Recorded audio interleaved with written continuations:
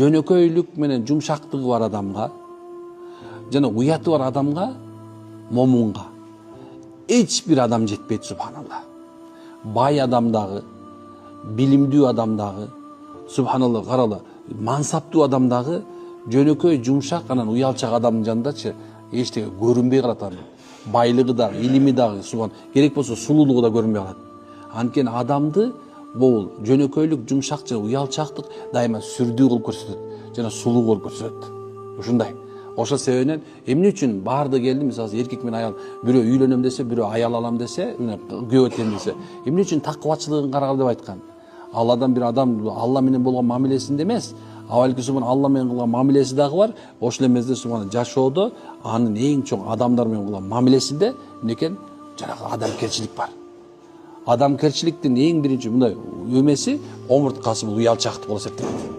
Ушундай. Ошону сен айтпайбы? Кудайдан уялбасаң, каалаганын кыла бер дейт. Бул деген сөз мындай башың менен төбөң менен жер төбөң менен бас деген сөз, жер мененчи. Төбөң менен басып жүрөр, субханалла.